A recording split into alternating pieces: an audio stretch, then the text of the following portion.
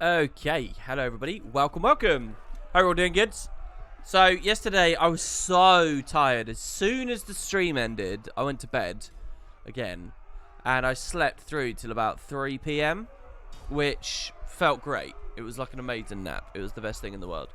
So anyway, then it became, that's a risk. That's a problem, because what that means is when it gets to midnight, I will have only been awake for like 9 hours or so.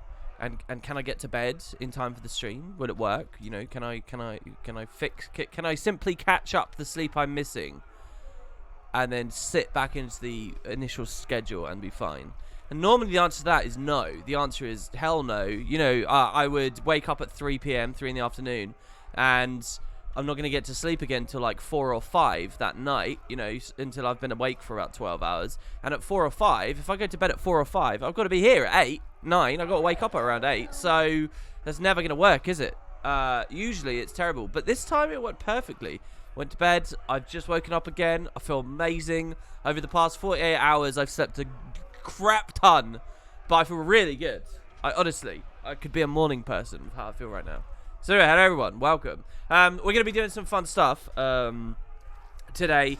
Yes, the Amnoon Casino coins. Yes, a little bit of Beetle medallion acquisition. But what I kind of want to do as well is, yes, we'll be looking at the sky scale again. Don't worry, we will be in the new map. We will be having fun there. But I also want to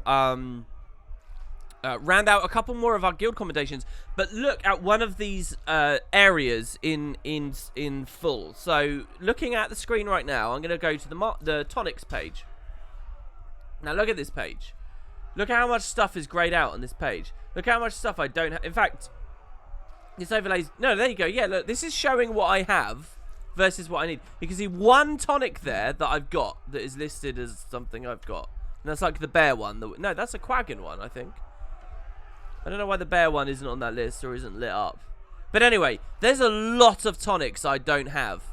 And I think in the spirit of Guild Wars 2 Master, it might be a good idea for us to, you know, really dig into one of these sections, you know. It's going to cost a lot of money, though.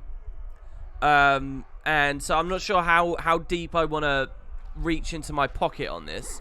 Let's have a look. Okay, so I'm going to come in game. Oh. I said in game. Okay. Also, we're going to change the character, because I don't know what these crashes are. They're happening about an hour and a half in each stream, which is about how long I want to be streaming. But my concern is, you know, on a day like today, I could easily go, you know, we'll treat this. I've arrived early. We'll treat all this as just extra, and I'll just go the full thing. But now I'm concerned I'm going to crash out, like, you know, at some point early. I'll just try and keep as many tabs empty as possible and close all these Terraria tabs. Oh, sorry about that, guys. And a random YouTube music tab. And I guess I'll leave those. These ones are okay. Alright, so hopefully we don't I don't know what it is exactly that's causing these problems, but we'll figure out. Does that page list all the finite ones too? Well, yes, in theory it should, because if we go to our novelties now, the only tonics that you can unlock as novelties, which is the stuff we're interested in, okay, the only account-bound unlocks, thus, that will appear on efficiency, are infinite ones. So you'll see I've got a few. I do have a few. I don't know why none of these are appearing on that page up there. Maybe I haven't filtered it properly. Corpocho, every single stream, I don't even know how many he's able to get to right now. Every single stream he's able to see some stuff. I'm having to mention a ton of things. But yeah, we got all these tonics, okay, and then there's just a billion that I don't have. Now, a lot of these are account-bound things, but we'll figure it out, okay? So here's what we're going to do. We're going to go to the wiki, to the trading post. Going to come up here. And we are going to not sell, we are going to buy. I'm going to type in the word everlasting. Okay, that didn't work. I'm going to type in the word tonic. And then I'm going to filter by price. So the Endless Choya Pinata tonic for 1,700 gold Don't I already have that? Don't I already have the Choya Pinata? Okay, so this is a duplicate version on the TP, I guess. This you just buy for casino coins. Why is it worth 1,700 gold right now? That's crazy. Anyway, I've already got that, so that's irrelevant. The multicolored ooze. Now, I don't have this. It's costing a dick ton. And so what I'm going to do on my other monitor now is I'm going to open the Guild Wars 2 wiki, and I'm going to look at where this comes from. So this one is the Endless Multicolored Ooze Tonic. They were given by mistake from a GM. Until the Festival of the Four Winds 2018, there were only 2 in the game. But with that Festival of the Four Winds update, the existing tonics became account bound. So we get that at the Four Winds, I guess. 2 of them were given by a GM as a mistake. Where's the citation for that bit of trivia there, Wiki? Alright, this is why I can't source you in my academic pursuits. You've got to give me your sources. It's the one you can seal. Probably an early mistake. Oh, I see. Yeah, okay. Right, then we have the town clothes, which exist as tonics and you turn into town clothes. So, I'm not sure about that. The Endless Leyline Anomaly. So we don't have this one either. Endless Ley. The Endless Leyline Anomaly is contained in the Endless Leyline Anomaly, which is a possible reward after defeating the Leyline Anomaly. Okay, so we'd have to do some Leyline Anomalies, I guess. Interesting. What else have we got? Town Cloves. The Infinite Aetherized Tonic. Now, this is just a recipe. So, we've got to spend... Oh, my alarm's going off. I forgot to turn my alarm off, guys. Also, you can't hear the game. Okay, hold on. I have to deal with that. So, you're going to listen to the soothing sounds of Heart of the Mists for a second. Alright, just give me one moment, guys. I've got to go turn that off. See you in a sec.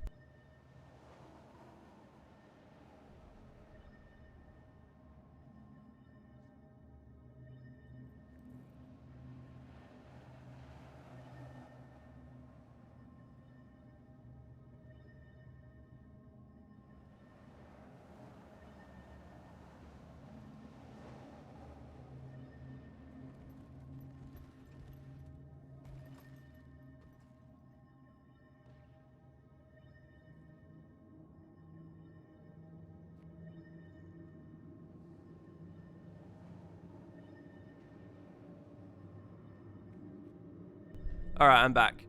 Yeah, that, no, that alarm is not my normal one for streaming. I get up an hour before I stream usually, or I try to. It is not, that's not the same thing. It's actually an alarm that wouldn't usually be on, but I powered it up the other day, and so it's unrelated. Anyway, so I'm guessing this we need to do Aether Path. Let me just have a quick look. I'm guessing this comes out of those little bonus chests, maybe? Apparently there's one for the Molten Berserker as well. Oh, okay, so this is a discontinued item, apparently. Players may still possess the item, and it may be available on the trading post, but it is not actually acquirable anymore. So, where do we get the Infinite Aetherized Tonic from these days? Oh, the Season 1 memory box. Scarlet versus Lion's Arch. Which you could buy with statuettes for a while. Historical gem store. Shit.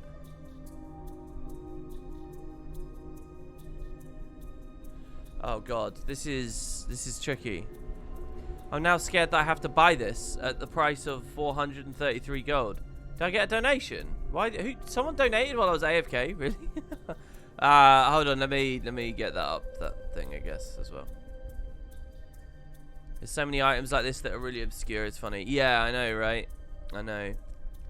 What? Anonymous? Who are you, Anonymous? What is this? Anonymous tip $25? Anonymous, who are you? Who is this? This is so crazy. I mean, it's amazing. It's honestly, you've made streaming so, like, worthwhile. It's insane, man. Most of my supporters don't support me to that degree, ever. And my biggest supporters often don't. I only do about that much, like, a month at best. And there's only a couple of people in the entire world like that. And you've done that, like, daily. That's insane. But thank you, man. You're kind of intimidating me, to be honest, because you've got Anonymous, and then you guys on stream don't know this, but his icon is the little Guy Fawkes mask as well. All right, I've seen V for Vendetta. I know that to be scared. Hey, but he's asked a question, or she has asked a question. Hey, WP, do you think with the next story we will continue with dragon themes or with a villain like Scarlet, when unusual events happen, then leading to the reveal of a new villain?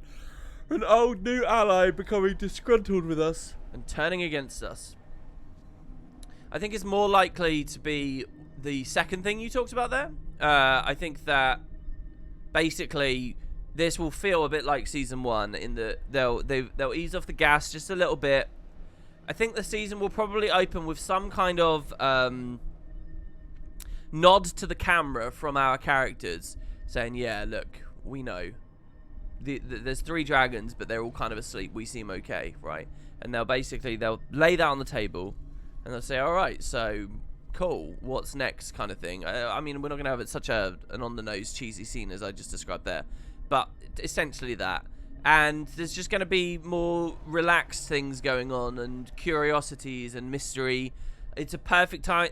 I could rattle for days about a million really smart things they could do. Like, what occurs to me right now is it's a brilliant time to go back to Casimir and Marjorie, because I think that the kind of place we're in with the story right now lends itself to a good mystery story, a good investigation, a good bit of detective work.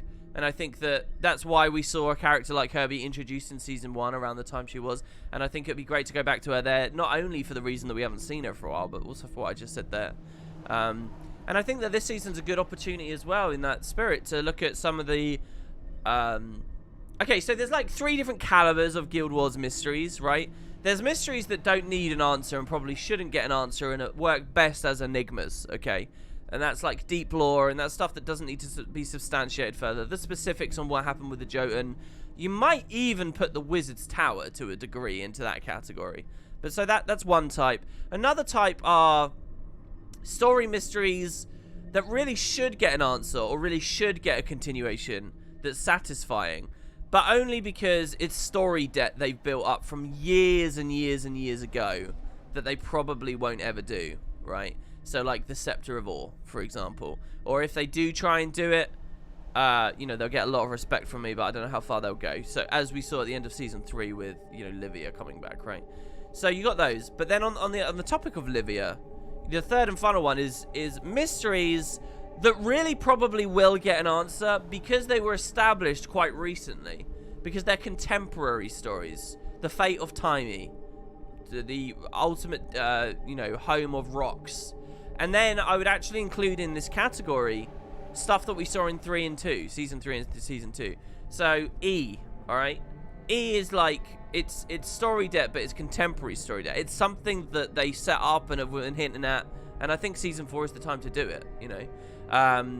Maybe the locket from season 2, though there have been suggestions that was just a dud that they never wanted to go with in the end. Maybe stuff like this old warband member of Rox's from season 2. There's a lot of stuff like that floating around. The mysterious stranger we saw in the Silver Waste. All these things that maybe they'll touch on now because we get season 4. So hopefully that's a good answer for you. And thank you so much. That's really incredible. Thank you very much for the tip. And hopefully that's a little reminder for other people if they do it. I'll try and give you good answers too. Oh, Eloisia subbed as well. Said, my train to work was cancelled, but at least I have a stream to watch. Are you sitting at the station just waiting for a new train? That was quarter of an hour ago, though, so you might be done now. Alright, okay, back to this. It just turns you into this bastard. I mean, a lot of these tonics are not going to be that interesting. At this point, I'm sure what E wasn't even a written character. It was just a mechanism to lead us to happen. Oh, absolutely. Unquestionably. Undoubtedly. Undoubtedly. Oh, yeah, you just have to take a brief whiff at how cavalier they've been with the introduction of mysteries around that period of time and story elements.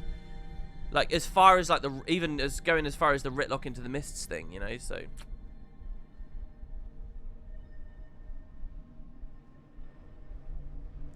Yeah, holiday episode on Isna Isles. I like that idea also, definitely. Okay, so not sure about that one just yet. Yes, okay. Can you stop dinging me with information? I think that pings it to the stream as well. What about some of these cheaper ones, though? What about the Endless Gift Doliac? I don't have this. Alright, I'm going to match this guy's order, and I'm going to overcut him by 1 copper. See, this is the thing. 100G on just a random... Transform into a random Winter's Day toy. Why? Can you guys hear that? Can you guys hear my PC dinging, dinging, dinging? Maybe it's because I got that plugged in. Let me turn that off. I'm really sorry about that, guys. Alright. I guess I will ignore this for now. Let's scroll down a bit. Alright, look, here's some cheaper ones. Look. Infinite Aetherized Tonic.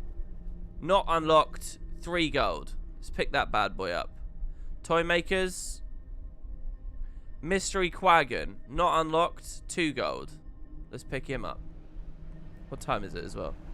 Alright, the coins in Amnoon are going to start in a second. Why is the trading post going so slow? Hurry it up now. Green Quagon. Not unlocked. Let's pick it up. Halloween. Berserker, 80 silver. Let's pick it up. Slubling, 47 silver. Cheap as chips. The Mummy Tonic. That doesn't seem to be infinite, so we won't grab that. I already know that recipe. Endless Exalted Bastion. I have the Bastion, but I don't have the Caster. So we'll keep our eye out for him. The Terragriff. We don't have the Terragriff. It's interesting. You can see how inconsistent the item UI and stuff is here. Some of them it will tell you when you mouse over them. Other ones it won't. Okay. So we'll grab the Terragriff. Commoner Clothing I have. The Monkey King I have. Ventari, we already know all these recipes. Maybe we have to craft them? No, actually, I might not even have to craft them. So, the Thrasher. Interesting. It's not even appearing on the UI. I'll grab it anyway, because it's so cheap. Mystery Quagon. That's not endless. Not endless. Fancy Holiday Tonic Cabinet. I've already got that. That's a collection. The Urson Tonic. Festive Golem. Endless Arid Devourer. What a weird thing to choose as an endless tonic. I mean, that really is just throwing mashed potato at the wall. Concentrating Halloween. Angry Snowman. Okay, none of these are infinite. So we got some of these. Now, the other technique we could... Okay, so what we can do now is let's go to the TP. And what we'll do is buy these. And then we'll go the other method of manually searching. Oh, I messed that up so badly. Manually searching based on the user interface. And we'll see exactly what we've got. Hello. Okay, so buy, add, add, add. This is it. This is what we do master for. It's these ding noises. Ready? Oh, baby. Oh, so good. Oh, that's not right. Use or use... Sorry. Interestingly, it says use all on this. How many times do you think it tried to spam that tonic there? What, they say that they're endless, but they're not endless. Are those items bugged, do you think? What was that? Oh, no, no, no. Okay, it transforms you and then it gives you a new one. That one was already unlocked. Endless, Mordrum, Thrasher, Tonic. Okay. Consume that. Okay. By the way, we had a couple new Spud invites today, and they were very generous, so we've got some extra funds for whatever our next Beetle race will be. I do want to remind you guys, we have some legendaries and things in the can. Alright, so we just unlocked a ton of stuff. Let's go back to the tonic tab. I'm just going to... Endless Beetle. Actually, do you know what? In the name of doing this smartly, let's quickly nip on over to the city now and grab some coins. And we'll get back on that very soon. But since this is only done at a certain time, I may as well grab it. It's kind of nice. I'm getting an amalgamated every day now.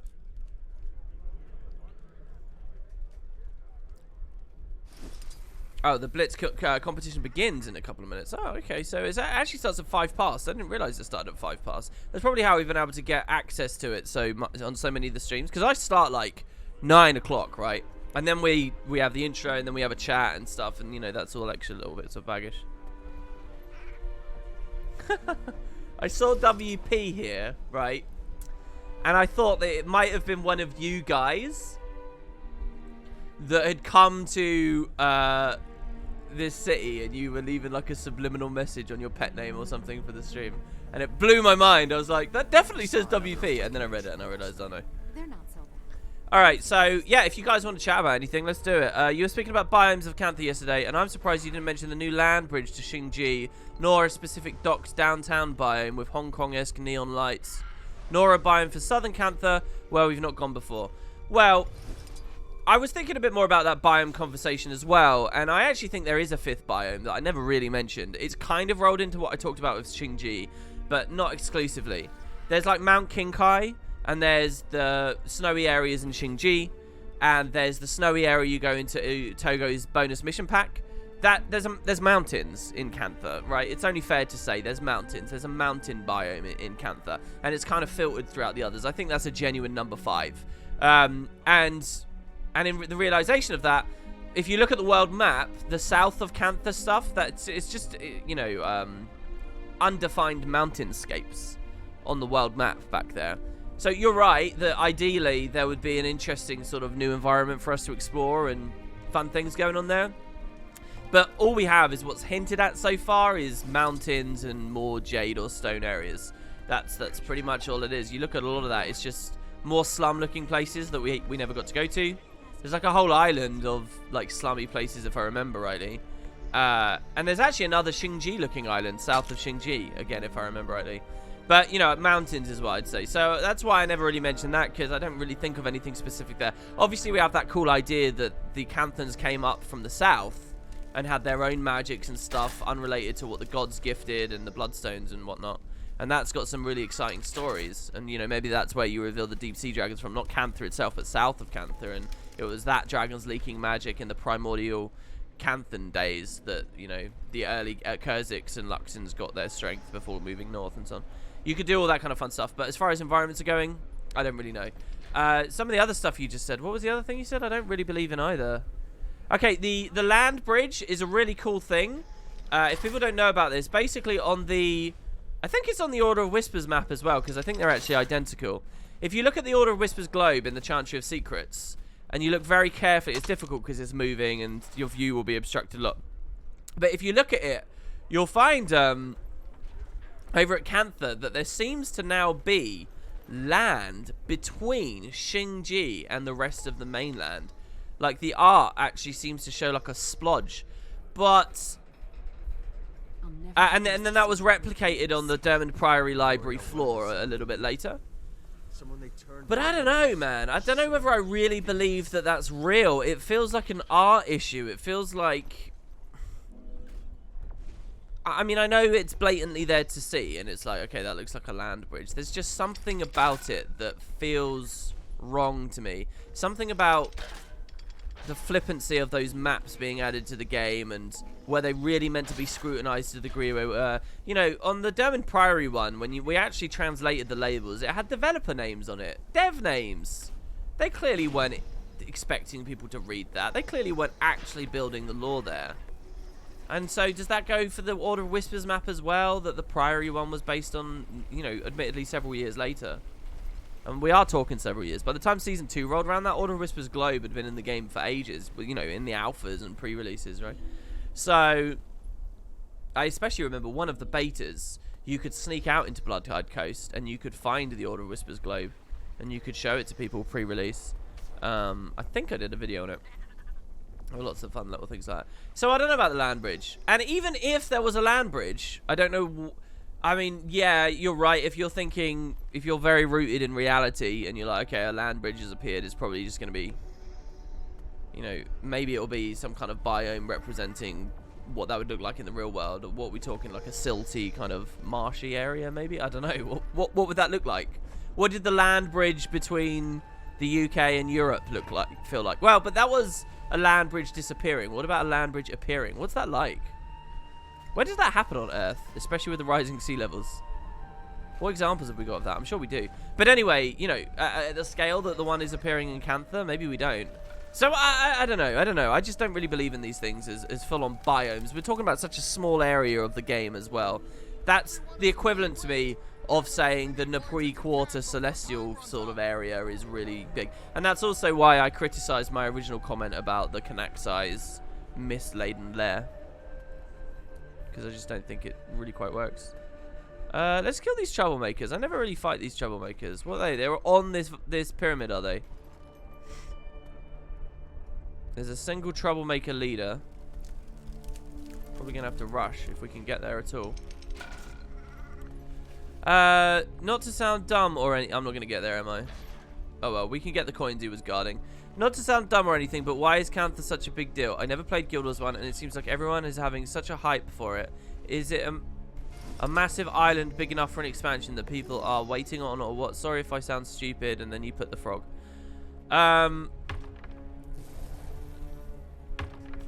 Yeah, it's a big island that an expansion could be on. And the reason people are talking about it for two reasons, and only two reasons. All right, now they're broad reasons that you can dig into, but these are the two reasons people talk about Cantha.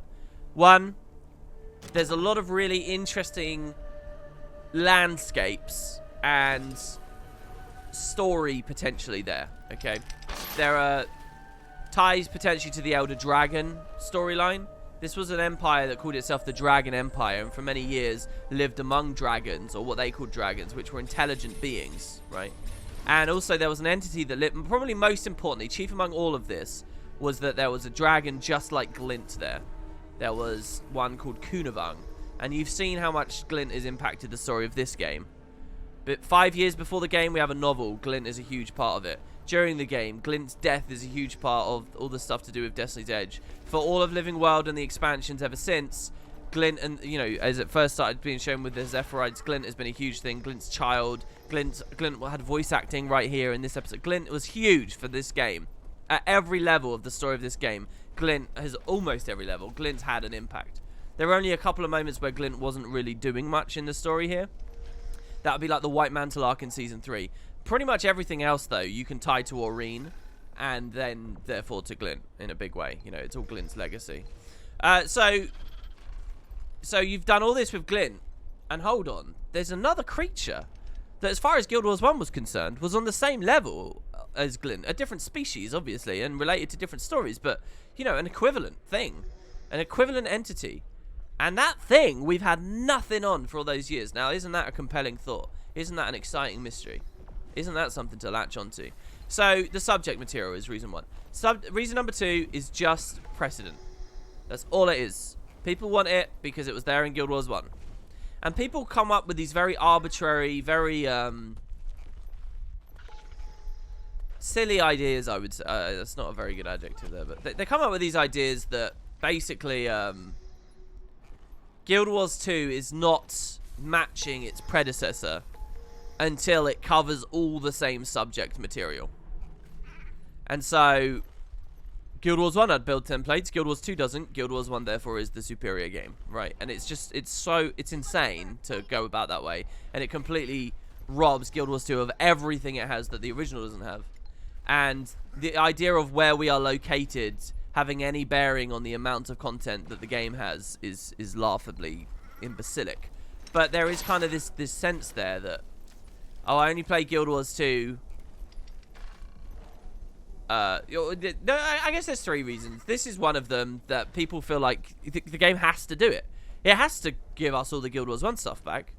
It's not done until we get all the Guild Wars 1 stuff back. Obviously, we're going to Cantha, because Cantha was in Guild Wars 1, and it has to be there. Obviously. What are you talking about? It's not a question.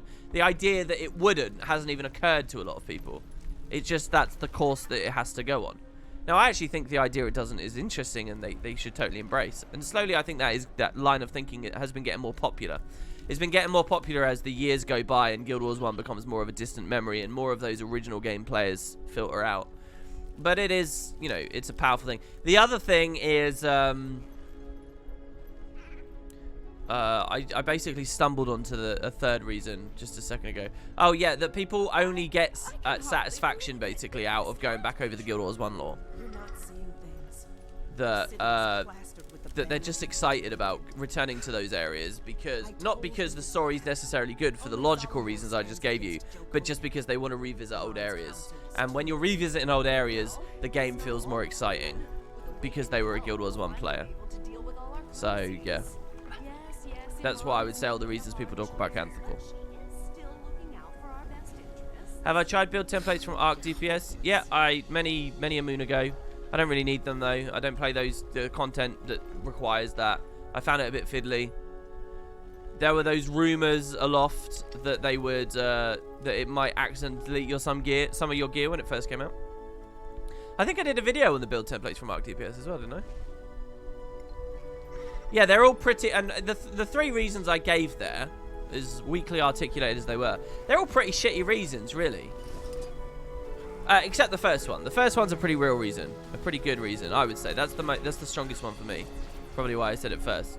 But they're not the best of reasons, but that's why it is so. That's why. And another interesting factor to this, for those of you completely in the dark and don't know what's going on, the other interesting factor is this. When Guild Wars 1 came out, first we were in Tyria. Then, the first new big bulk update, the campaign, was in Cantha. It was after Cantha that we got a loner, which Guild Wars 2 now has. So, what's interesting is this desire for Cantha is very, very, very old. It was believed that because Guild Wars 1 first got Cantha added, then therefore Guild Wars 2 would probably first get Cantha added. That just made sense to people. That's what they thought. They always thought the first expansion, and I say they, I include myself in this, that the first expansion would be a Cantha expansion. Therefore, it was a surprise / disappointment when it just ended up in the Maguma Jungle, a relatively tiny area of the world with far less lore and things to talk about. But that was the first expansion. We know that they crammed that the fuck out really quickly, right? So, and then the second one broke precedent again and said, oh no, we're going to a loner. And yet people still cling to the Cantha idea. But you know, there are jokes and there are comments and there are questions dating years back asking for Cantha, before Heart of Thorns was even announced. You know, the idea that Season 1 was building to a Canthan expansion was not crazy. It was not crazy. Not any more crazy than the idea they were going to reveal a whole new 6 Elder Dragon and validate the conspiracy theories some fucking losers had figured out and were talking about in the lore community. Every time I swear, it feels like you're being scolded by your dad. I'm sorry. I like a little bit of swearing, but not too much. I think swearing's quite human. And I've got nothing against any particular uses of language when we're in that sort of realm of discussion. So, yeah, I think it's okay. But not too much. If you swear too much, you sort of... And I sometimes get like that. I sometimes get really swearing. I don't know why. I never used to swear at all, really. Even with the White Mantle, Glint foretold all those events up to Season 3 in the Flameseeker Prophecies. Yeah, that's true, actually. Yeah, you do have that. I felt that was a bit ham-fisted, but that was there, yeah. They did throw that little nod in that last moment of Episode 6, didn't they?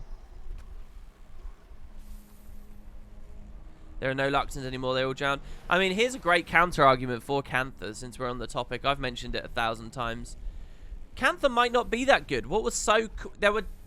Of those biomes we were talking about yesterday, 2 of them aren't even there anymore. We're just dealing with a forest and a sea.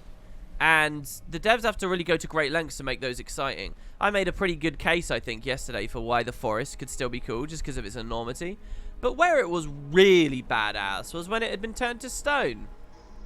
So, let me ask you guys. Oh, I haven't done this for a while. Okay, I'm going to ask you to type a 1 if you agree with the following statement, and a 2 if you disagree with the following statement, okay? A 1 if you agree with the following statement, a 2 if you disagree with the following statement. The statement is this: that it would be awesome if the devs revealed when we got to Cantha that it was still petrified and it was still, you know, all turned to jade. If they essentially soft retcon everything and say, oh no, the Tyrians just didn't realize it was all still a problem. The movement of the world was wrong. If they essentially break that bit of the movement of the world, it will be amazing. A 1 if you agree with the statement that it would be amazing. A 2 if you disagree. It's interesting. Look at all the ones. It's interesting. You guys are quite tolerant. I think you guys see the big picture. I think you're probably right to type a 1. Probably. But I respect the people who really don't like the idea that you really cling to the movement of the world and the established story and that they shouldn't play around with it. Maybe a couple of those 2s as well are people who think that the jade and the stone aren't that exciting. In which case, fair enough as well. If you think just a regular body of water is more interesting, then, I mean, who am I to stand in your way? But, yeah, I think big picture, it might be better to do that. I don't know. Of course, the craziest way of having their cake and eating it too is, I mean, they kind of can't do it because of the way they closed everything out. But you know how reality was disintegrating? They could have arced the if Cantha had been, if there had been no season 5, if they'd got their shit, I don't know what is going on with the studio. I really don't.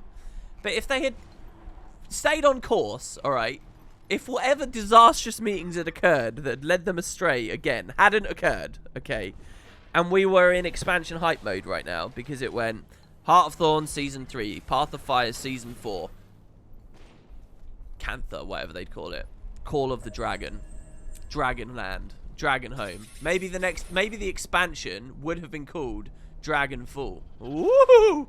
Okay, right.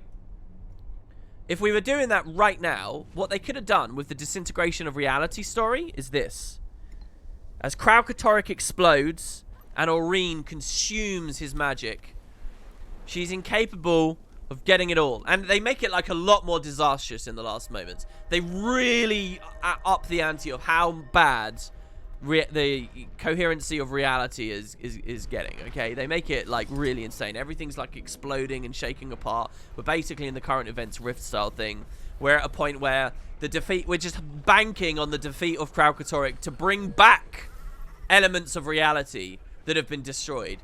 Like, Timey throws some half-assed concocted theory, as she always does. Oh, I believe if we destroy Kralkatorrik, it could reverse the magical energy pulse, and we may be able to get Tyria back. Oh my god! Okay, and so then we're fighting Kralkatorrik. They don't arbitrarily construct this idea that if you kill him in the mist, it just deletes the magic. Instead, it's kill him in the mist and it returns the magic, and Tyria will be okay once more. The cliffhanger of Aurene's death, previous episode, is accompanied with, you know, some really major stuff with reality, okay? So, then you get your finale. Kralkatorrik dies. Tyria is restored. But, what's this? Well done. It's not the Tyria we knew. It's Tyria 550 years ago. Tyria, moments after the Jade Wind. And where are we? We're in Cantha.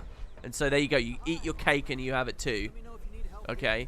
It's that Shiro isn't a story. The Afflicted isn't a story. They're gone. Shiro's become an envoy and he's out of the picture. But we get to see those moments immediately following the death of Aang Sayang and all the troubles that are there. And guess what? Kunavang's alive and we can talk to her. And there's lots of salt sprays around, though they've just gone mad. And we get the Deep Elder Dragon lore. and then we continue the story. Okay, that they could have done that. No, that's a good Tumblr fanfic. We don't really have people writing these kinds of things, do we, in this community? The Wardens without corruption could be really interesting. Yeah, I mean, if you did set a thing there 550 years ago in Cantha, you could do a lot of fun things right after the Jade Wind, where it's like some people are struggling with their madness and they're still sort of okay, and other people. But, I mean, the Wardens... I might be wrong about this, but because I haven't brushed up on Warden lore for a long time. But I'm pretty sure that the Wardens are not actually corrupted, right? I think the majority of Wardens were okay. They just fucking hate humans because humans destroyed their place, so they're antagonists. But the Wardens are actually working to revitalize the jungle, as far as I remember. The jungle, the forest. I think that was the story, wasn't it?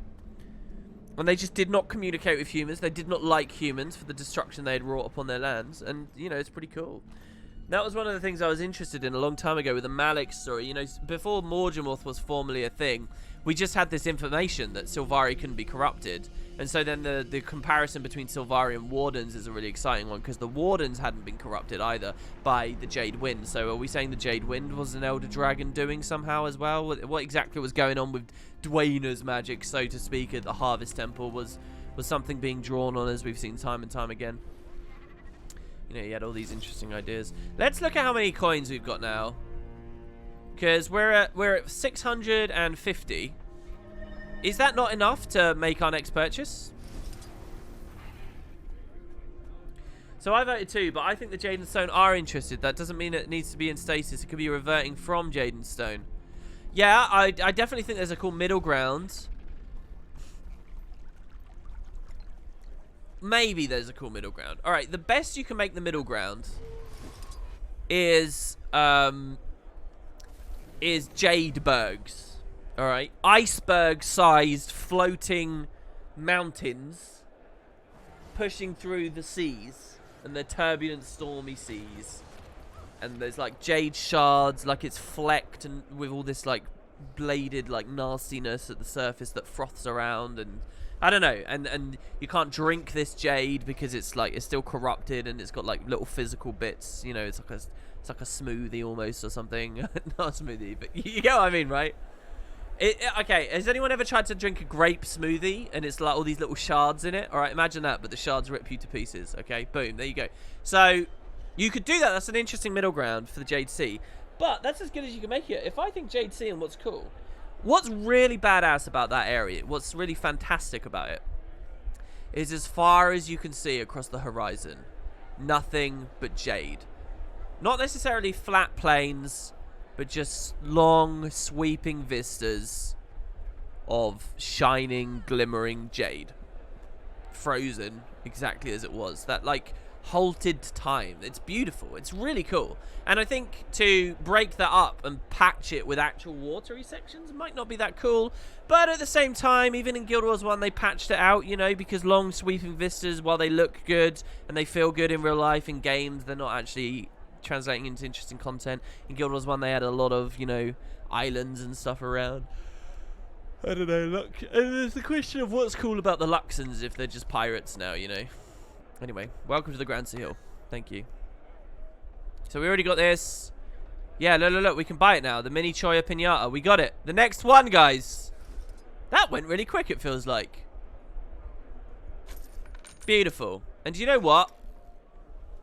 I think Azuric will have this. Look how many Choya I've got now. I need the chromatic one and the blue one. We'll work on those. I'm sure they just live in world rewards.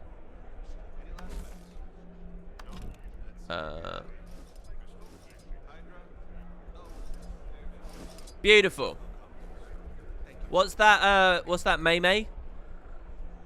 Don't you wait. Don't you ever talk to me and my son again. Cool. Can I get some upvotes now? Yeah, you can get some upvotes. Alright, sweet. We are ready for fractals. Whoops. We're ready for fractals. Let's do it, baby. Okay, we're not very ready for fractals. Alright, so next on the list will just be some kites, I think, for Azuric.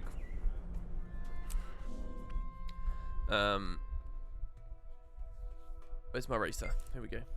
As you can see from my character roster list there on login screen, the only character I've played since the last stream is my thief. That's it. Am I trying to collect all pets? Everything, Spear Toe. Everything. If you can help out with advice or whatever, I'd gladly take it. I like how my order of which races I'm doing each time is changing, so it's never really consistent. I do feel like we're doing a bit much racing at this point.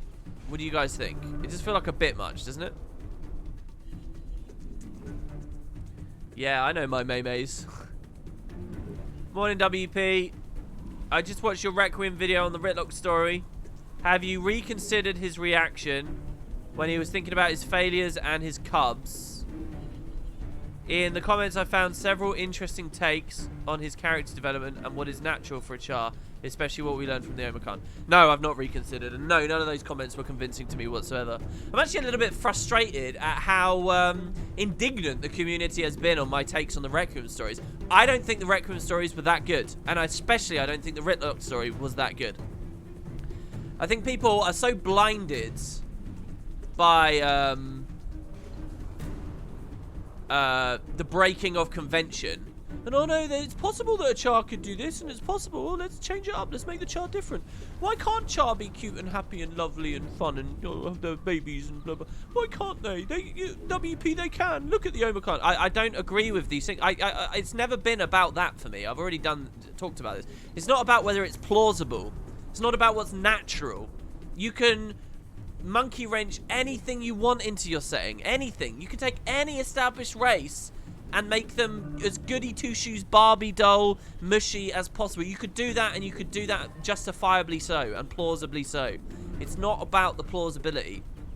It's about what makes for a healthy setting and what is good storytelling, and that is not how you handle the Char. It's not how you introduce this dimension to a character we've known for so long. And I don't think it was very well written either, or very important, because, I mean, how did that feed what we saw in the most recent episode? It didn't very much. I'm sorry. I'm sure, what was the guy that wrote those? Alex Kane, I think it was, did the writing for them. I'm sure he's a very talented guy, and I'm sure that a lot of people got a real kick out of those. But for me, by far the best Requiem story was the Saphira one.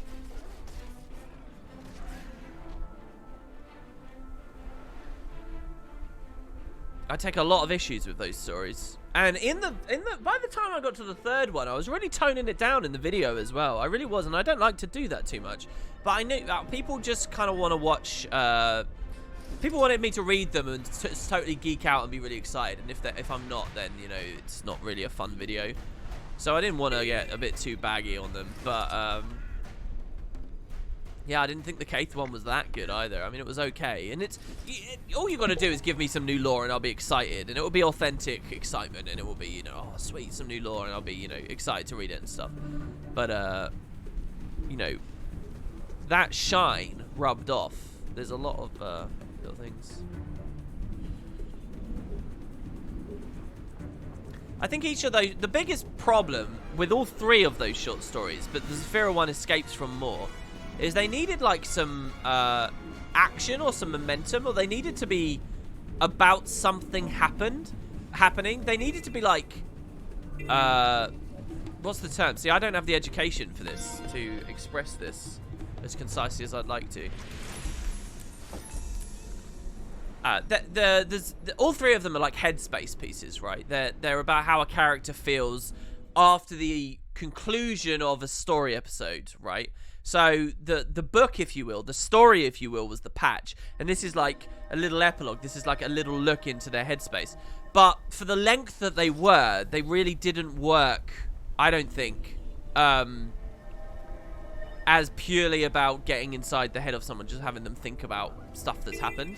Now, the Saphira one was pretty good because you actually got some momentum. You got some story out of it because we were taken on an adventure looking at her past, and we were exploring areas of the Crystal Desert and the desolation, and we were fighting for our lives, heading north to Amnoon. You know, there was movement there, and we actually saw lots of little glimpses of her passing that way, and it felt like there was like a real story to latch onto.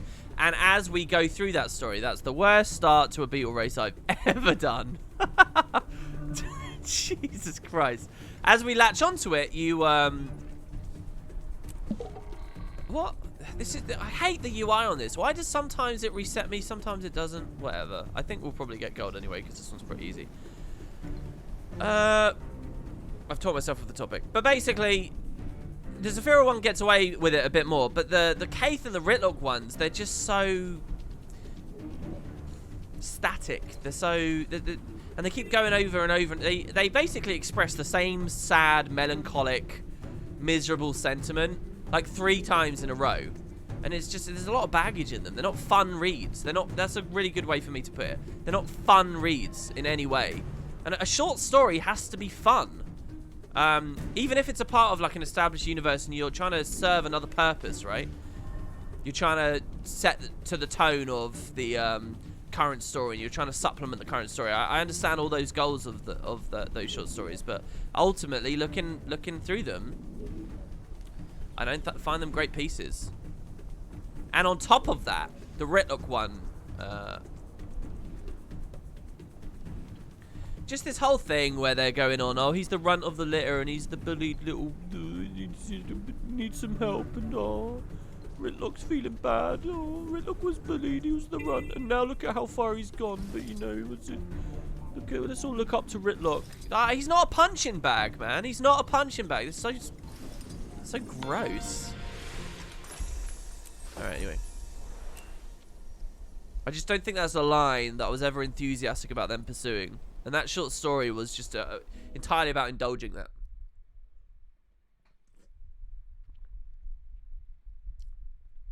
It's not that Ritlock's personality has changed. It's, you know, I don't resent that. It's not about adhering to. It's not entirely. It is a little bit about. It's not entirely about adhering to established standards of the franchise, and I'm putting the devs in a box and saying you can never write outside of this, right? It's not that.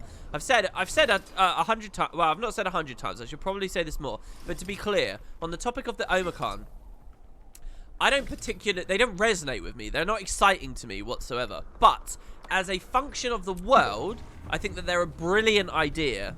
And I think the devs were really smart to include them. I love that we get this other dimension of Char. I love that we get this truly different Char.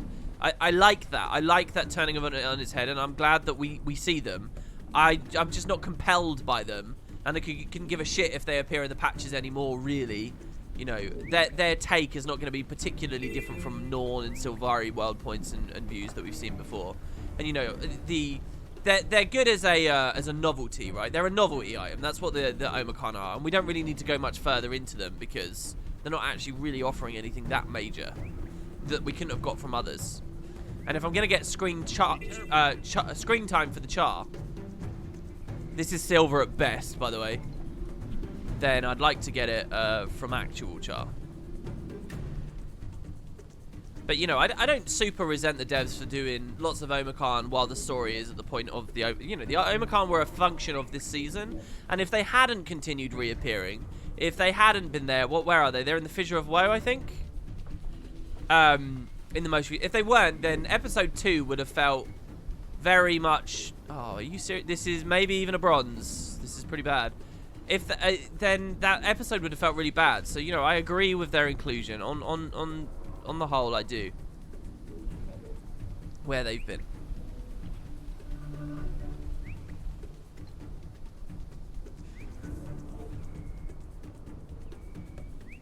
Races don't have to be one-dimensional, but they do have playgrounds. They do. People don't understand like what it means to construct a fantasy setting and why you build things the way you build them and what purpose they're trying to serve. And obviously, as a franchise or something goes on long enough, you're going to start trying to push those boundaries more and more and more. But that doesn't mean automatically every time you push those boundaries, it's a good move or that they have to be pushed. Or a necessary move.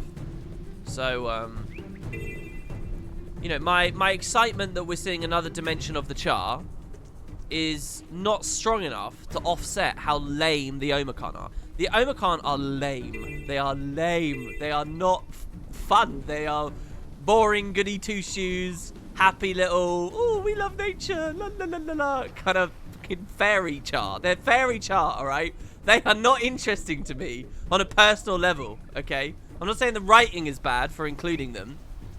I'm saying they're not interesting And if they're replacing the cooler char, then I'd like the cooler char. That's what I'm saying. And I take no shame in saying that. Alright. We don't want to ramp over this. I tried to slow down. What is the technique for this? This is so bad. We lost silver. That's it. It's bronze. It's the worst one we've done. This is so bad. Yes, cool boy. I do know that. Yes, the Runtlock thing was basically the voice actor said, "Oh, I think this would be a cool idea," and the devs liked it. And I've never liked that story either. That it makes them seem like somehow bereft of inspiration. That they'll just latch on to. Oh, that sounds like a cool idea. Okay, we needed something for Ritlock. You know, I stick to your guns. Who's got some vision for Ritlock? I mean, I guess the voice actor that's been doing him for several years now is as good a place as any to get your vision from, I guess. Alright.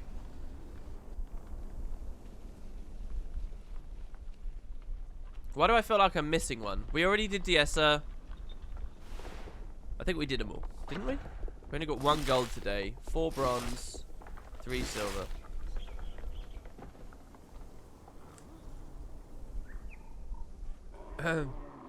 Yeah, maybe doing it weekly is a good idea. I think it is a good idea to do it weekly because the rate we're going at right now. I mean, but weekly is, or maybe I could do it off stream. We're looking for the foul tonic, which we'll probably get in a couple of days. We are now being able to afford things though. Alright, next, I just wanted to very briefly... Oh, Arachnia's not repping the club. Why is she not repping the club? I don't know why she's not repping the club. Let's go to... The only characters of mine that don't rep the club are new characters, because I forget to toggle it on. It's like, I think this thief isn't repping the club right now, but only because it's a new character that I forgot to do it with. And I don't know why I know that now. What was I going to do? Oh yeah, I remember. Let's do it on this, I guess.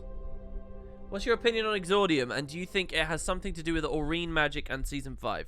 I don't think the lore is that relevant for the legendary weapons. I don't think you want to think too deeply about it. I don't think there's any hints for Season 5. I think it looks cool, though. I've seen like a couple of people using it in PvP, and it looks very fun. Okay, we got a stat select list. Alright, we got to do... Well, hold on. Let's do this trek. Oh, this is Spud 2. We've still got... Oh, no, no, this isn't Spud 2. I was going to say, Jesus. This is the Junlai chests. Missions. One last check. All I got to do is just go to a location. Let's make this fun. And let's pick a location that I don't know, okay? But looks cool. So I know that. I know that. I'm guessing that that's... the Caledon place.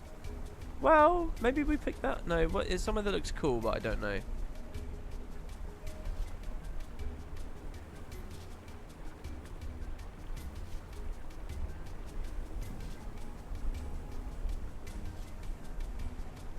Let's do this. This one looks interesting. The Anthem's Hold. Let's do that. That seems very cool. Anthem's Hold.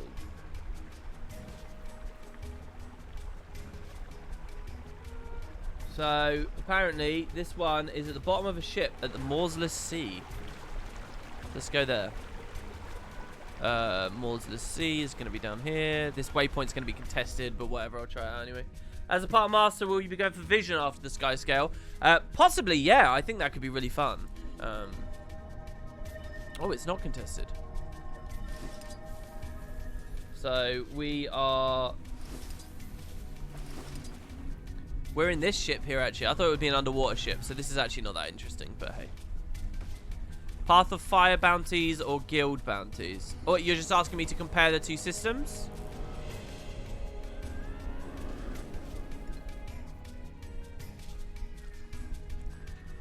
Can I mix the two? I think there's elements of each that I prefer. I think that the fights themselves... Well, Are we talking about each system in its prime? Because guild bounties are clearly worse now, because the power creep has just completely invalidated them all. Except Tumult. Maybe that I admit we haven't done every single one on streams recently, but Tumult seems to put up a real challenge. The others are just instantly melting. Like, that's not a feature worth anything in Guild Wars 2 of today. It's there for commendations. That's it. It's a hollow, corrupt shell of a mechanic. It's nothing more. But in its prime versus POF bounties in their prime, as they currently are, I would say.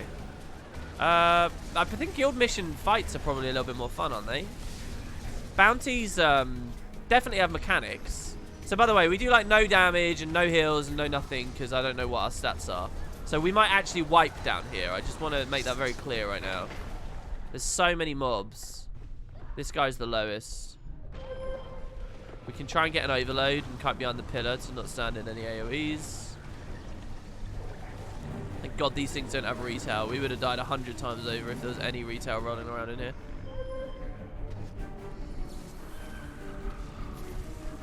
I didn't think we'd have to do so much fighting, but I'm happy to do it. Alright, and now let's interact with that. And now we're just fighting for the combat break, basically. It's interesting. Very rarely do I have to do a fight in a trek. Oh yeah, I should get used to using this dagger too in air. I should get used to that. It is actually a skill now. Oh, I didn't mean to swap to water. Jesus, even more mobs. But some stuff I really like. I think the guild mission fights are better, but the bounty board I think is a really cool thing. I remember very clearly how excited I was by the bounty board when I very first saw it in those Path of Fire early presentations. I think they're so cool. If the feature was reworked a little, I think that the part... Okay, let me put it this way, and maybe this is the best way to answer your question. If I was at the studio and I was told, right, you, WP, you have to work on a bounty system. Either expand the guild mission bounty or expand the Path of Fire bounties. Pick one as like your baseline. I would pick the Path of Fire bounty system as my baseline, and I would expand from there. But what I would actually do, if I was really in that position, I would unify the two systems. I don't think it's good that the game has bounties and then also these bounties. I think that's a bit weird. If you could find a way to integrate guild missions into Path of Fire bounties, it'd be beautiful. So you could just sort of take the baseline as the way that Path of Fire works, spread it.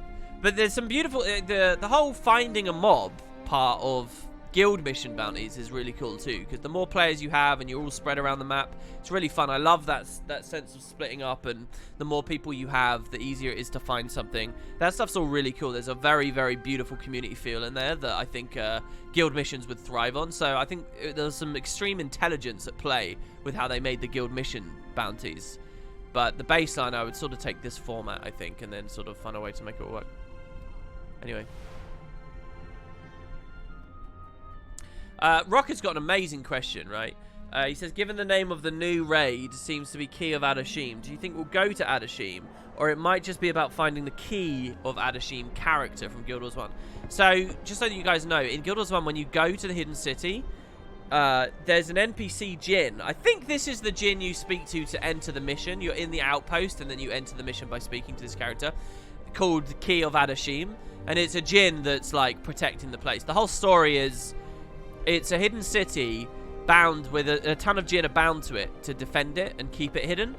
And during the story of Nightfall, two of the princes, two of the wealthiest men in all of the province of Vabi, just fucking try to run away from Nightfall. They just try and flee. Obviously, you can't flee from the god as it's breaking out. But they run and they hide in this hidden city protected by the Djinn. And so we're breaking in, trying to find them, and the Djinn are attacking us because we're doing that. Anyway, the key is like a non-hostile Djinn you speak to at the entrance, I think. How the hell do I remember that? I think I know the Guild Wars 1 lore very well, because it was at a point in my life where I was learning, you know, I was doing a lot of schooling, and sort of your brain's primed at that point, right, to retain information. So I don't know. Anyway, yeah, so that's the key. To be honest, I didn't remember that that comparison until Rocker mentioned it in the comment there. But as soon as he said key, I was like, oh shit, yeah, that's that NPC. So yeah, that's the story. I don't know if they can build a whole raid around it, but the idea that they'll expand on that character is very fun. Maybe Kadeem kidnaps the key. Maybe Kadeem's not allowed in the city and he takes the key and we've got to, like, you know, save it or something. Maybe. I don't know. It's an interesting thought. There's probably a little discussion I'll have on a video where I talk about that announcement. If Adashim has roaring ethers, I'll quit the game. The amount of times they've caused me to wipe in Guild Wars 1 while vanquishing the hidden city was absurd. Yeah, I love roaring ethers though. Okay, we got to stat select all this stuff. Okay, this was a Grievers set, so... You know, in a weird way, this is like a blessing.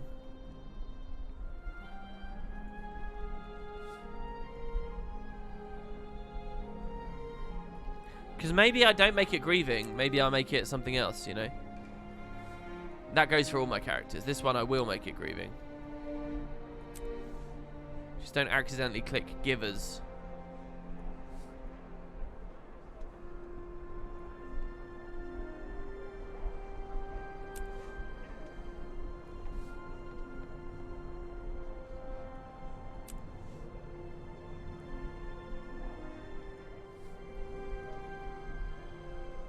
Alright.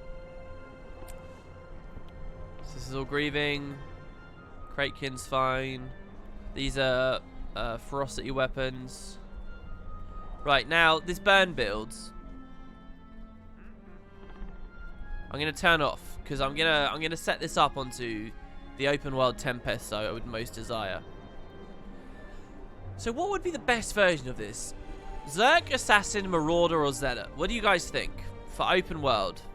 For a build, a Tempest that splashes a bit of heals out on the auras every now and then, sustains good fury and swiftness, has good boon bounce.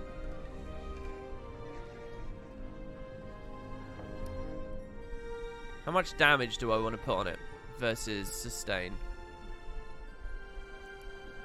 Maybe I'll just equip the Zealot stuff for now. Here's my Zealot set. What we can do is change the fashion walls on it as well, maybe.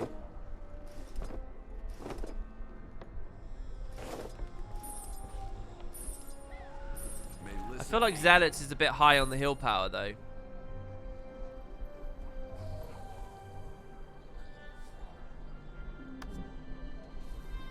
I used to have Zealots weapons as well, you know. I used to have Super Adventure Box stuff on her.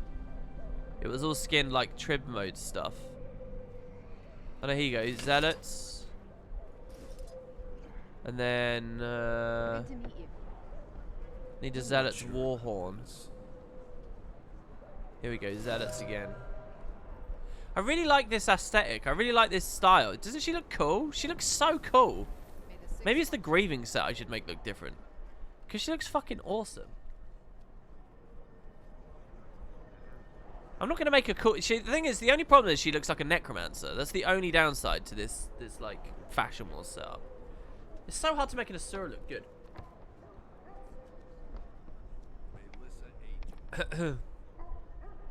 Yeah, I know. People are saying in chat as well, you're deluding yourself, Asura can't look cool. Look, as far as Asura builds looks, as far as you can get an edgy looking character, this is as close as you can get. Alright. So maybe I'll stick with this for now. I don't know what's going... Why did I put Signet of Fire on this? That's just there, I guess, left over from when I was playing with Condi. What would be really good quality of life in open world? I mean, the Glyph of Storms might be good. And I know that sounds stupid, but in open world, the Sandstorm is, like, fucking powerful. It's really good. You've even got space for the Glyph trait, but what else would I proc from Inscription? This might be good in open world as well, because it takes aggro from you. And with the water, you get another water heal. I don't know. This guy needs a serious tune-up. Arcane attunement. Give me a really cool one. Let's do it. Alright, anyway. So, I guess we'll run around on lists and tweak this a little bit as we go ahead. What do I want to do next? Oh, we were looking at tonics. Let me finish this tonic thing, okay? Let's keep making progress here. I want to do the tonic thing. So we're going to go to novelties. We will look at the sky scale today as well. Hope if the stream crashes, I'll kick it back up. Hopefully it won't crash. Right. So we're just going to go down the list here. Endless Beetle.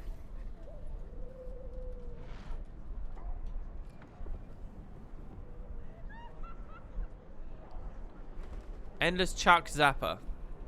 Oh, there you go. We still need that one. 25G?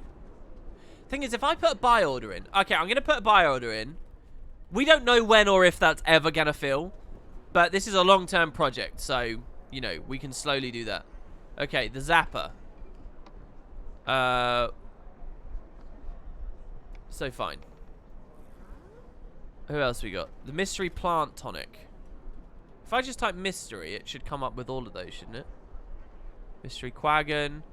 Desert Mystery Tonic. Someone's selling for 40G. Someone's offering to buy for... Don't know. Is it, by the way, while it's doing this, if you place the order during this, wasn't this a classic bug that allowed you to put really low orders in? Bro, you gotta raise your price by 1 copper so you're on top. Yeah. I'm at 50% chance with that other guy right now, aren't I? Come on, man. Okay, this one is just not loading for some reason.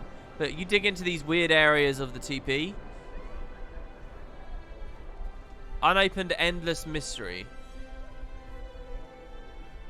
Endless... Well, let me just type mystery.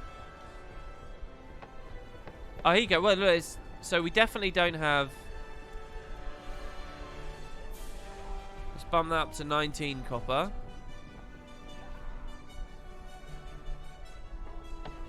And then we also need the branded mystery.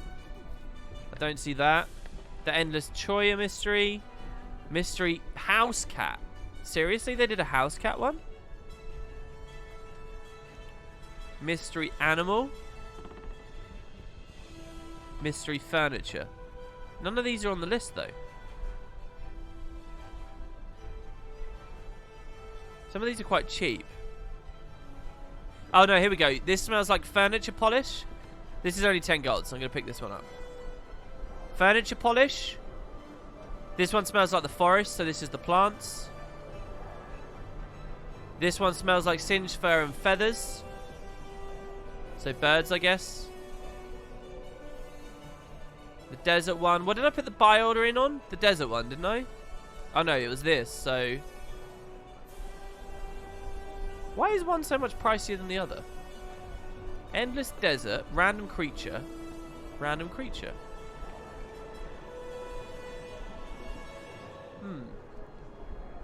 Did WP make most of the PvPing? What do you mean? Sorry, that's not... Sentence fragment.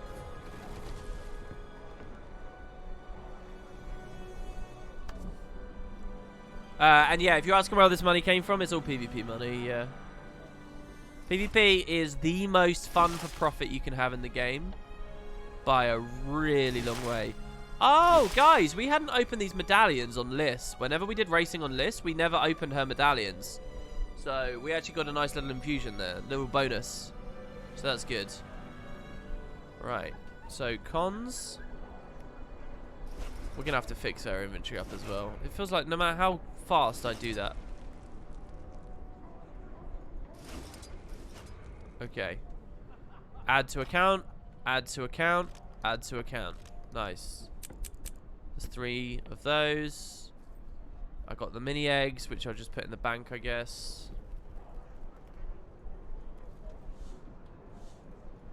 Oh, I was wondering why I couldn't move. It's because you can't move in the furniture tonic.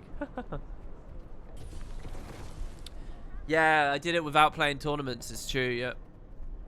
Yeah, I've hardly touched tournaments. How do you do? An old friend of mine has been asking if I want to set up a tourney team with him. I don't know how good he is at the game, and I don't know who the kind of people he plays with are, but it might be fun. So I've said tentatively yes for now. What is it? Could be really cool. Act with wisdom. So we have 2 flame effigies for some reason. Don't know why. Do you also get gear from PvPing? Yeah, I definitely do get gear from PvPing. You can get tons of ascended gear and all kinds of stuff, whatever you want, really. Exquisite ingredients pouch. Cons. Alright. Wait.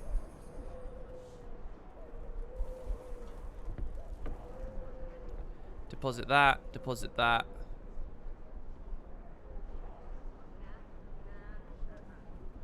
Storm Wizard's Hammer skin. I don't need these skins. We've already unlocked these. So let's just delete these. Thank God I don't have to type these out. Crimson Focus. Look, this is all from Super Adventure Box. I haven't cleaned Liss's inventory out since Super Adventure Box. Some more of those. Delete those instead of depositing them, I guess. Open all of those.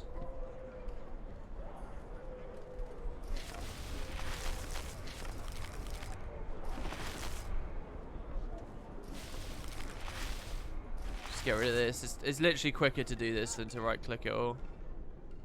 Alright, that's clean enough for now. Alright, I know it's still a bit of a bomb site. I know it still doesn't look very good. But it's clean enough for now.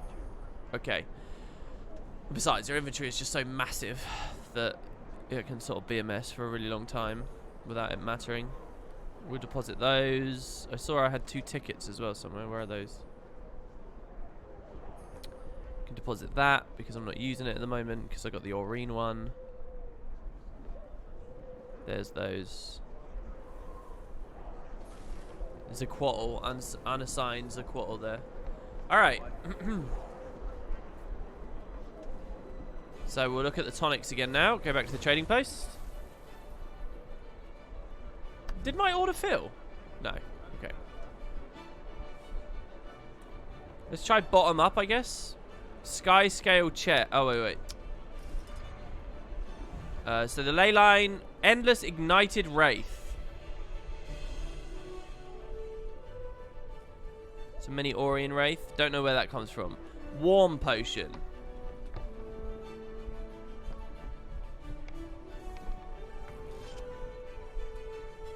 Exotic version for 1 silver. Acquired. Snow Diamond. Got the infusion. Double click to open and receive an enchanted Snow Diamond.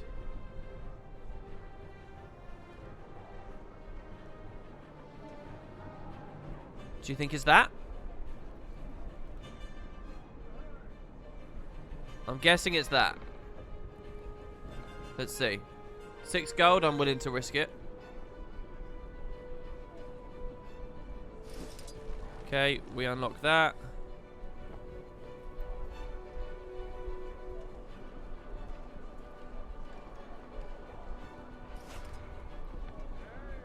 Okay, Enchanted Snow Diamond Tonic. Acquired. I know this looks a bit boring, but I actually kind of really like this. Alright, there we go. We got the Warm Potion as well. So, the Fractal Tonic. Now, I have had one of these before, and I sold it. I traded it in for relics. And that's probably going to feel pretty bad. But we'll go back to a Fractal phase later, and we'll get another one. We'll get another one. Don't worry about it, guys. Black Quagon. Endless Black Quagon. Yeah, and I knew at the time that when I got rid of it that I would eventually come to regret it. That eventually I'd have everything. That I was trading away the rarer thing. Endless Jade Construct. Let me type Endless Jade Construct.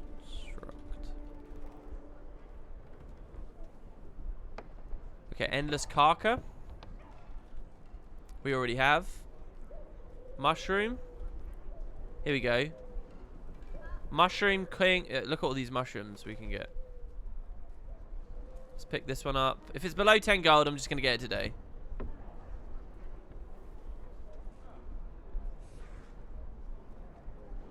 Let me type Endless Mushroom.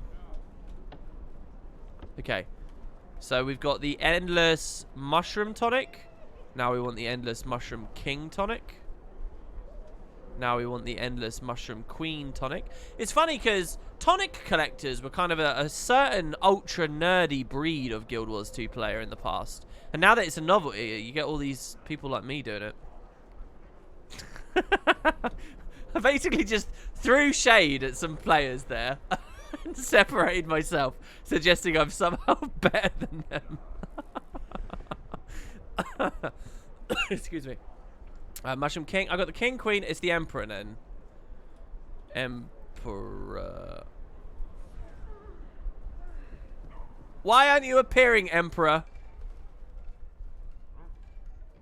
Have I typed it wrong? Endless Mushroom. Emperor. Tonic. Control C. Control A. Control C. Exit. Control V. Did you do it? No. He's not appearing there. Maybe that one comes from somewhere else. WP, do you think endless contracts are worth it? Yeah, definitely. The reason I've never picked them up, though, is because I always felt like that would... You guys know me. I like proper RPGs. I like real game experiences that are about more than just zerging around, participating in combat, pressing F. I like vending, and I like looking at gear, and I like, you know, all that other stuff people think of as just busy work. I think of being a part of the game, and I didn't want to lose impact of that or insight on that, so I've never actually bought one of those, specifically for that reason. Alright, we'll come back to the Emperor later. I don't know why he's not showing up, but let's just add these. So we'll add you, we'll add you, and we'll add you. Nice. Sorry you can't really see the UI dinging, but it is there. Hopefully you can hear it. Okay, back to the bottom of the list, and let's just climb again. Colourful snowball. I didn't realise they did a colourful snowball. What does this thing look like? The icon looks amazing. Oh, I see. They can't... Oh, I thought this was just people combining with Hylic hues. The icon for that is awesome. Do you know what? That makes me hungry for a Jawbreaker. Enchanted. Ooh. Color. I have to spell it the American way as well, don't I?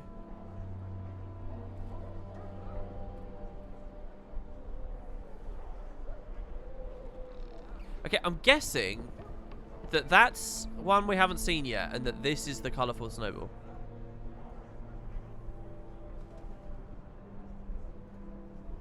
I'm guessing. Enchanted snowball box. Damn, that's just a regular one. Oh no, enchanted smiling snowball. So I already have that, and I can't sell it now. So I have to... But we did get the smiling one. So where do I get the colourful one from, I wonder? Not sure. We'll skip it for now and keep going. Charged potion. That'll be easy. Very cheap. Mount Maelstrom. Thanks very much. Gotcha. Colourful is festival bound. Yeah, we have to pay attention to these festivals as we go along with them. Mystery fanciful cat. How many cat-related tonics are there? How obsessed can people be with cats? Devs and community included there. Skyscale Youngling. Well, I'm obviously not going to get that. The cold one, that's going to be Mount Maelstrom as well. Mystery dog. Yay! A dog tonic. Not available. Let me type it in full.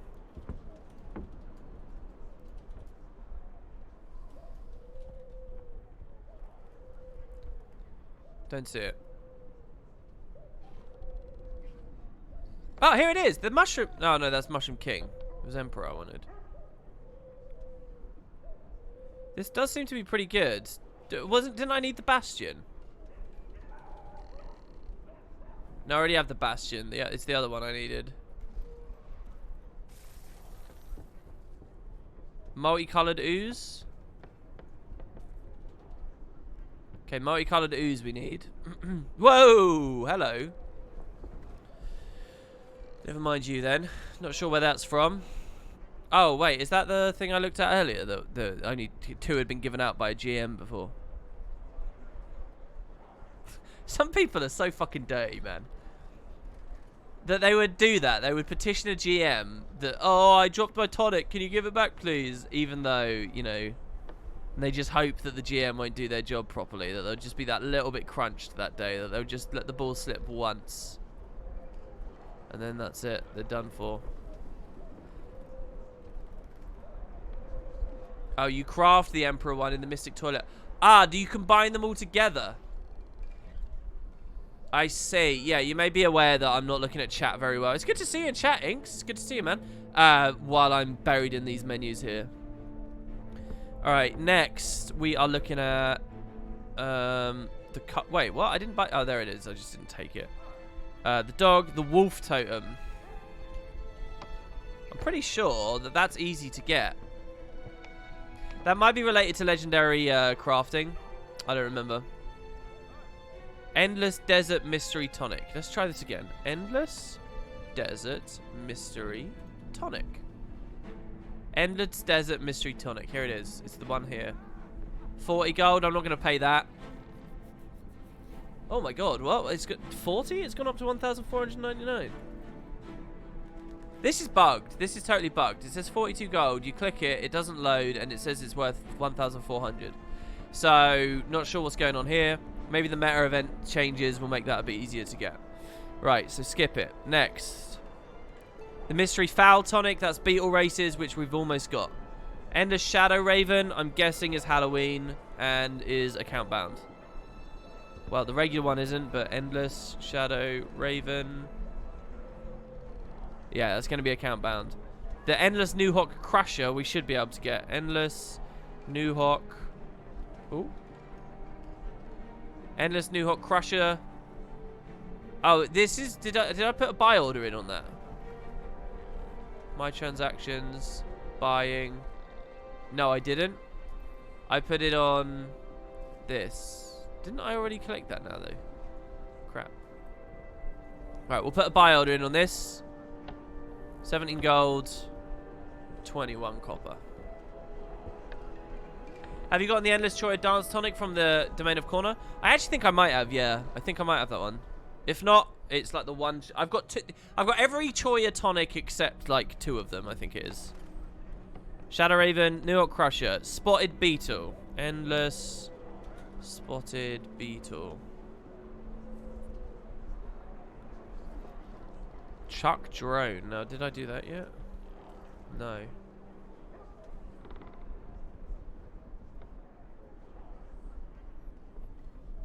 Did I do the Karka one? I remember looking Karka. Yeah, I did. I already did that one. Toy Maker? Yeah. Okay, so Chak. So let's do the three Chak ones. We do the drone. I've never used that bit of the UI. We'll do the Zapper.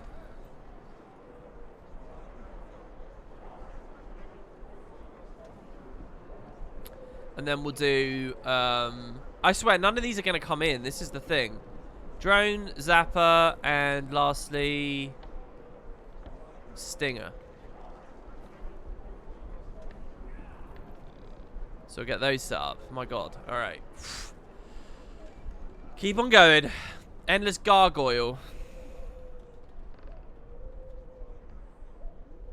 Not available, not available, not available. Not sure where that's going to come from.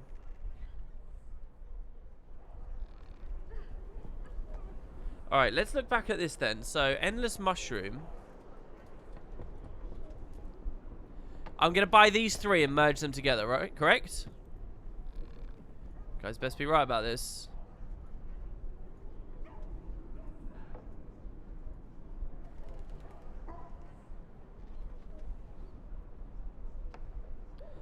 Alright. Look, let's do that now, because friggin' user interface is fun, but so he's looking at the game. Gargoyle sounds Halloween. It does sound Halloween, yeah. I just put 2 different orders on the Chuck Zapper, did I? Alright, well look, if we get duplicates, we can finish it later. What, I still have items without stats? Hello? What item have I got without stats?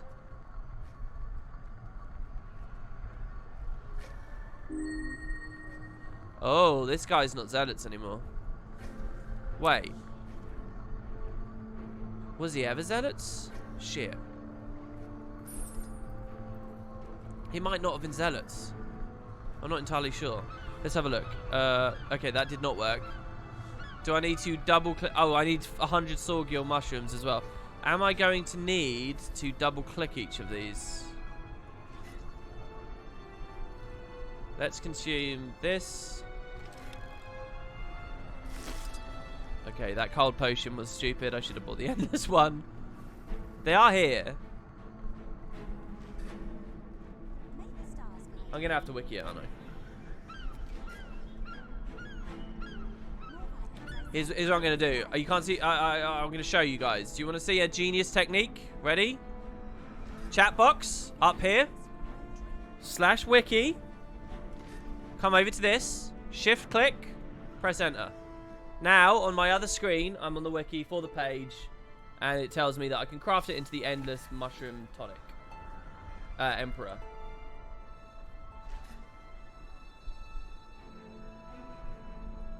So, yeah, we go for that.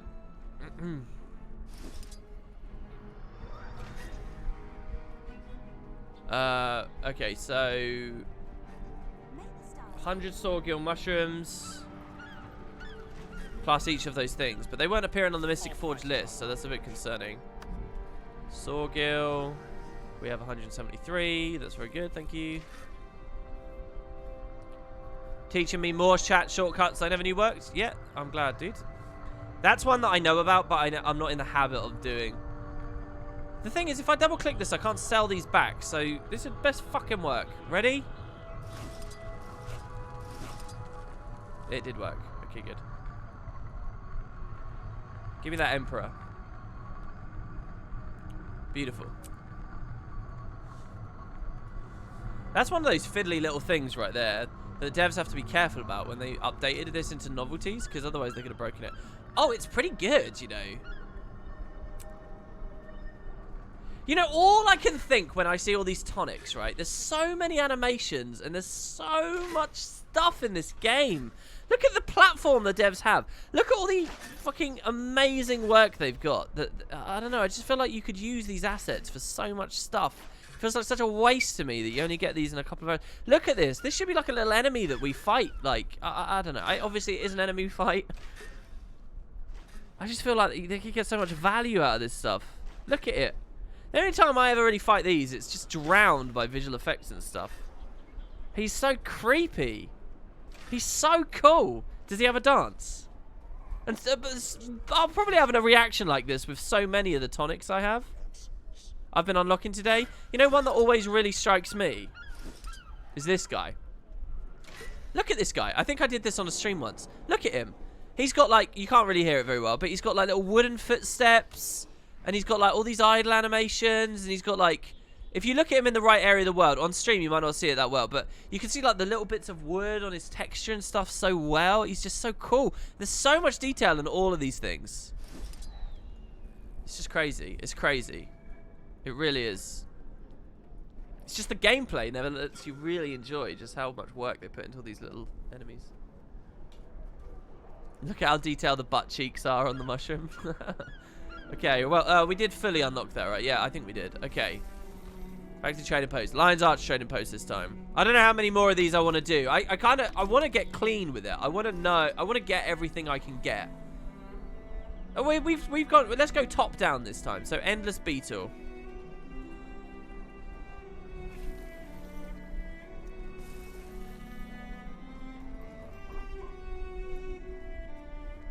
I don't see it. Oh my god. Look at the trading post. Look at it freaking out, man. Please don't look at tonics. Please. This area of the TP not used. Error. Error. Alright. Fine. Toxic crate.